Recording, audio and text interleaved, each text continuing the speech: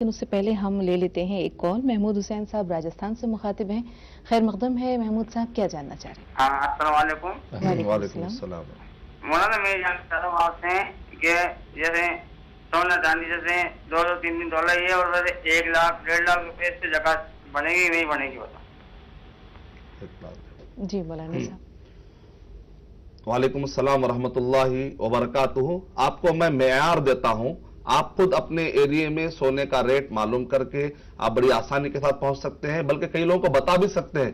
ہم نہیں چاہتے کہ سوال جوابات سننے کے بعد آدمی ہمارا محتاج ہو جائے, وہ اللہ کا محتاج رہے.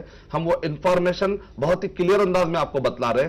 85 گرام سونا اگر آپ کے پاس ہے, یا آپ کے پاس اتنا پیسہ ہے, سونا نہیں ہے لیکن آپ کے پاس اتنا پیسہ ہے اور اس کے اوپر سال گزر چکا ہے, اپنے بینک میں رکھا یا آپ نے اپنے گھر میں رکھا, پھر آپ دیکھتے ہیں کہ بھئی جتنا پیسہ آپ کے پاس رکھا ہوا ہے اس پیسے میں 85 گرام سونا خریدنے کی اتنی قیمت آپ کے پاس موجود, اتنا پیسہ اگر آپ کے پاس موجود ہے اور اس کے اوپر سال گزر چکا ہے, تو آپ دیکھ لیجئے مارکیٹ کے ریٹ کے حساب سے کیلکولیشن کر کے کہ بھئی 85 گرام سونا میں اتنے پیسوں میں خرید سکتا ہوں, اس پر سال گزر گیا ہے, تو پھر آپ کو زکات نکالنا ہے پورے اماؤنٹ پر جتنا آپ کے پاس ہے. اگر آپ کے پاس سونا تھوڑا ہے اور پیسہ تھوڑا ہے, دونوں کو ملانے سے بھی اگر آپ کے پاس نصاب کو پہنچ رہا ہے تب بھی آپ کو زکات نکالنی چاہیے. لیکن سونے اور چاندی کو آپس میں نہیں ملانا چاہیے, کیونکہ حدیث شریف میں ہے کہ نبی اکرم صلی اللہ علیہ وسلم نے ارشاد فرمایا سونے کا نصاب الگ ہے, چاندی کا نصاب الگ ہے, دونوں کو ملا کر تم لوگوں پر ظلم مت کرو کہ دونوں کو ملا کر زکات کھینچ رہے ہیں.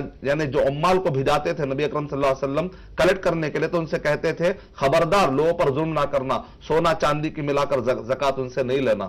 تو سونا چاندی کو نہیں ملایا جائے گا, البتہ سونا پیسہ یا چاندی پیسہ اس کو آپ ملا سکتے ہیں.